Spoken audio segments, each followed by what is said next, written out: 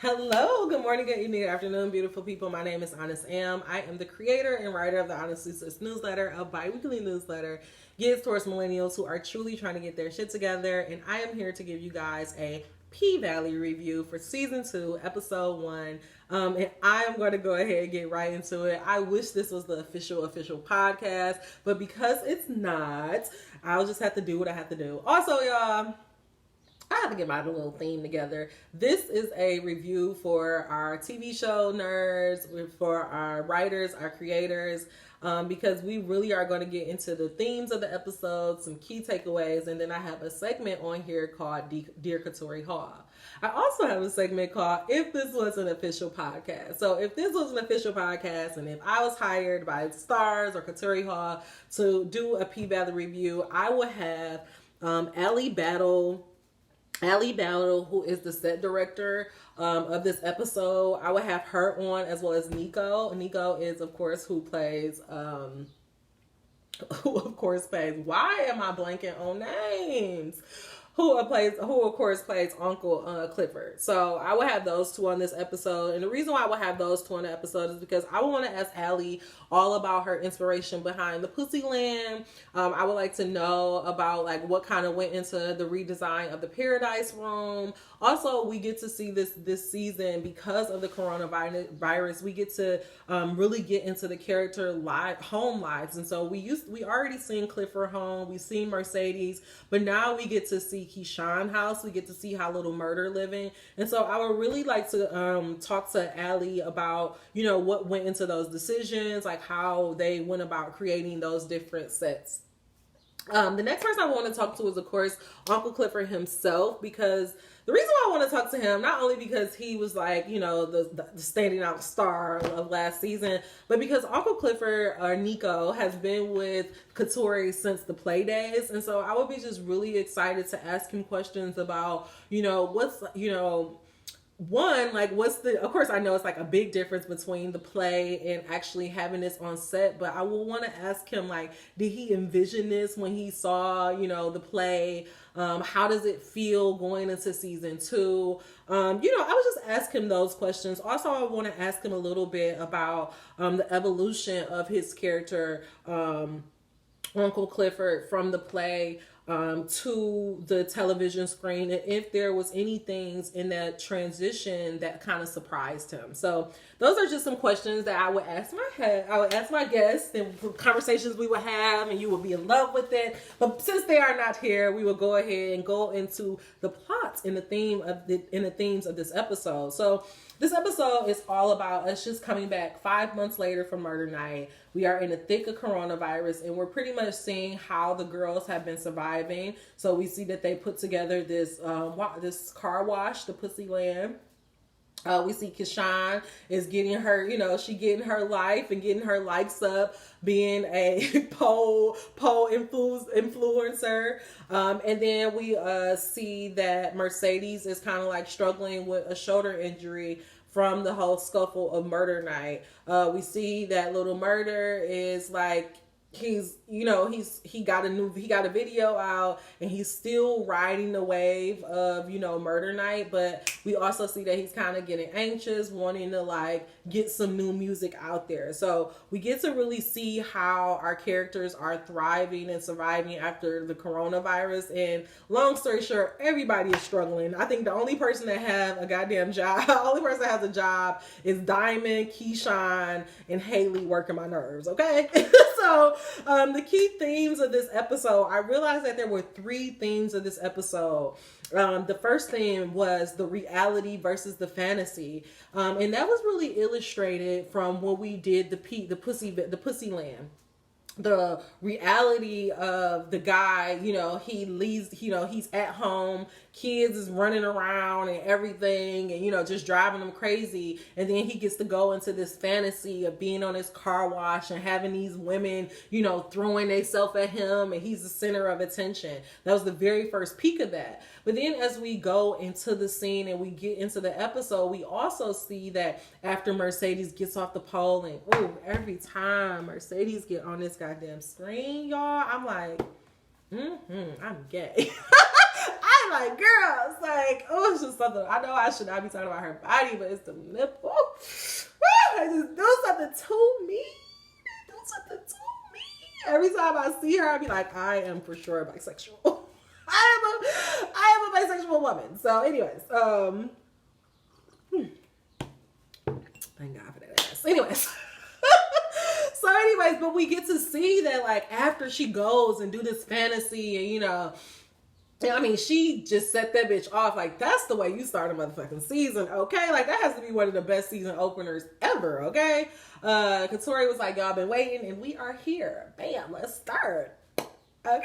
Anyway, so as soon as she get done doing her dance, she goes behind the stage. She takes her wigs off. She's rubbing her shoulders. The fantasy versus the reality. Yes, she may be the sex kitten, but deep down inside, she's stressed out. Her body's hurting, and she is worried about her bills.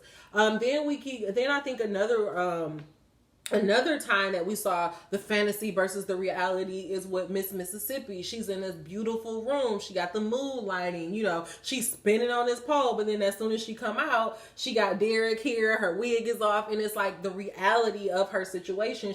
She maybe look like she's living a life on the gram and that she's this, you know, super influencers, but in her reality, her day-to-day life, she's kind of damn near imprisoned by her abuser. So, you know, and also I think that the reality of Keyshawn is that though she may be, you know, everybody else thinks that she done left the pink and she's doing so much better, but she missed the pink. She missed being in the spotlight. She missed the camaraderie of the girls. And I also think she missed Diamond. I think she was in love with him, and we saw by like how emotional she got at the dollar store. And so like the fantasy is that, you know, Keyshawn is making it and she got all these influencers and she got all these followers and she has all of these brands endorsements, but the reality of her situation is that she's isolated, she's with her abuser, and that she wants to get the fuck away. Like it feels good, but it feels good to have the followers and the numbers, but it's not the same as actually being in the club and having those eyes on her. So that was another illustration of that theme of fantasy versus reality. And then another time, age number 725 is Little Murder.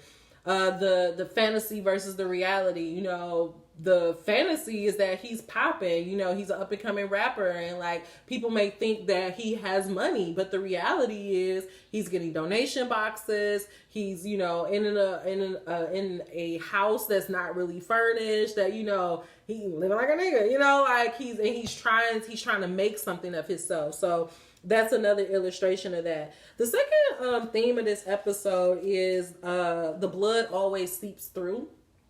And I say that this is a theme of the episode because, of course, when Big L and Uncle Clifford was in the Paradise Room, you know, Haley, you know, she saw the wall and she was like painted red because it always seeped through. So again, that's a physical illustration, but I also feel like it's a, what is it called? Like, I can't, what is the word?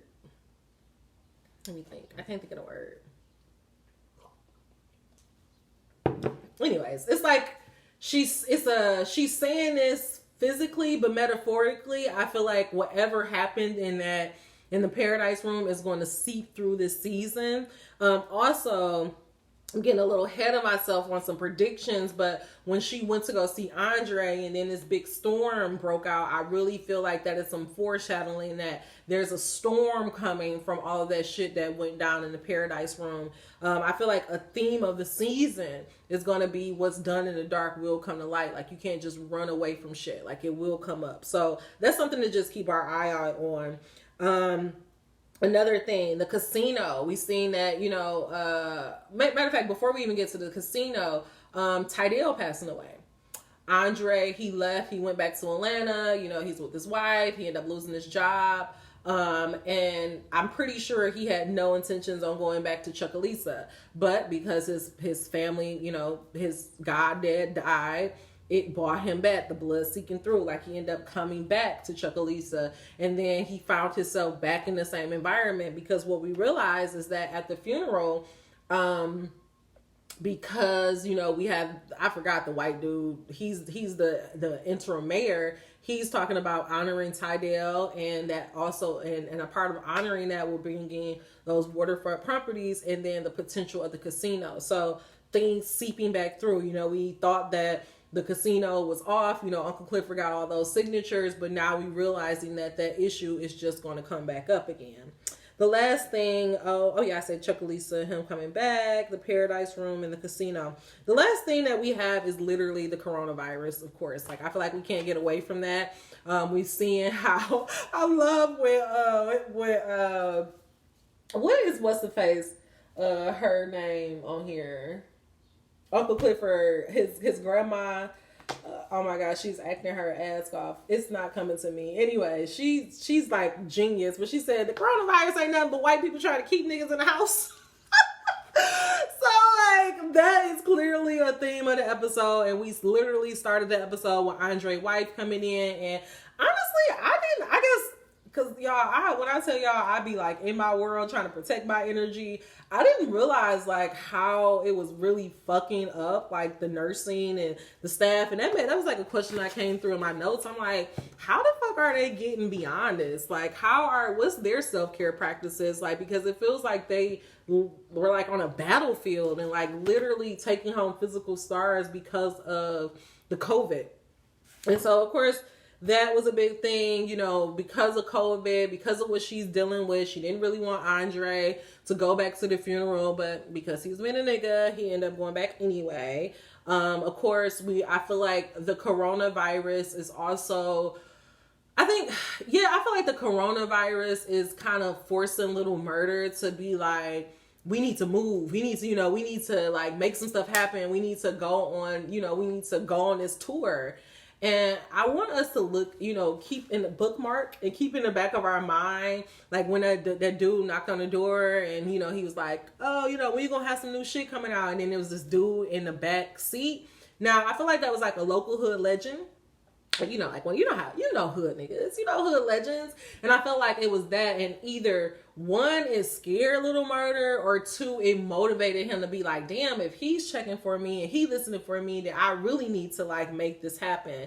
And then we see like when he was having that whole scene in the funeral home, he was like, ain't you, he was like, we need to go on a tour. He's like, nigga, it's the coronavirus. And he like, I'm more scared of the living than the dead. And so I feel like the coronavirus is kind of like pushing him to, make some things happen. The coronavirus, again, another fantasy to the reality in conjunction with the, like putting it with the coronavirus theme as well, is for Mercedes, because I forgot about this.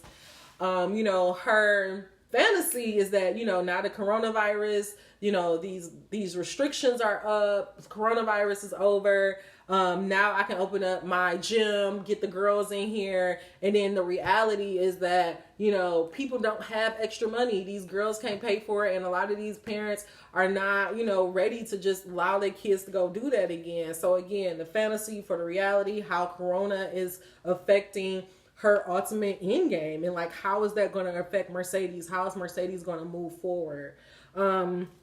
Last thing is what Haley said, that she put all her money into the pink. She had no intentions on a coronavirus hitting, and so now she put her money, her own personal thing, into this thing, and now that money is gone. And so now it's going to be interesting to see how Haley moves when she no longer has that comfort of that money. So those were the main themes of the episode. The first one was reality versus fantasy. Blood always seep back through, and then the coronavirus. The last thing, the second to last thing that I want to take away, the second to last segment is the key takeaways, and like, what can we learn from this episode? Because that's what I'm all about. Agent number 1414. Like, I'm just somebody that is just about because I don't just watch television shows and just like, oh, that's entertainment, and move away. No, like, I watch television shows and I really can see like lessons in them. And I feel like what we need to take away from this episode is that regardless of what you see people doing on social media or how you see them, like, you know, you may see somebody with a picture with a laptop and like working from home and it looks so fun and it seems like the world is going back to normal. You don't know how people personal lives or how people are being affected by the coronavirus. And so you may see the fantasy of what they post on social media, but you don't know the reality of what people are really going through. And so I feel like Katori was illustrating that we need to like give grace because of that. And then I also feel like we have to realize that, you know, people are being laid off. People are being in environments with their abusers. There are a surplus of AR-18s, you know, just, you know, that midnight murder. Like all these guns just in the street. Because of all of these factors, it breeds violence. It breeds a high crime thing. And so it's like Katori is trying to like to show us like, look, like this is why, you know, all of these things are happening. And it's really a symptom from what the world is going through. Like people are laid off. People are hungry. People, you know, normal means of making a living is not there anymore. And so it's putting people in this do or die thing. And you know, it's like, I got to get mine before you got to get yours. And so I think like this was just illustrating that we should just really have more patience with each other and really think about the humanity of each other and realize regardless of what people show on the internet, you really don't know what they're going through in their personal lives. The last thing that this kind of a key takeaway that I kind of got from this episode was just about, you know, these rappers going on tour. I know I was one of those people that was just like, why are they going on a tour? And I really thought that like they were, you know, one saying fuck public health and two being like, you know, taking advantage of people boredom and people need to get out of the house. But now I looked at that and seeing Little Murder, I'm just like, a lot of these artists are probably going on tour because they literally, that's the only way they can make money. Like they literally have no other way to make money. And I really feel like a lot of these young rappers are going on tour to like save their life, to get the fuck up out their neighborhood, to, you know, like, cause especially for like up and comings, cause like when you up and coming, you ain't made it yet. Like you're not out of your reality and niggas look at you on the internet and think you are, and then they want to kill you because they're trying to take something that you ain't even got yet. So it just really made me look at, you know, all of this violence, look at some of these young rappers and just look at it differently and realize that, you know, a lot of these people are touring because they literally need their money and, you know, they're ultimately trying to save their own lives. All right. So that was it. That's it for episode 1. That's it for episode 1. If I would have had an official podcast, we would start this segment off and start talking to Allie or start talking to Nico, or ask them what did they think about the first episode. But since we don't have that, I'm going to end this with a Dear Katori haul. And I just want to say, Dear Katori, like, thank you so much for creating this show. I actually heard that this show was like 10 years in the making.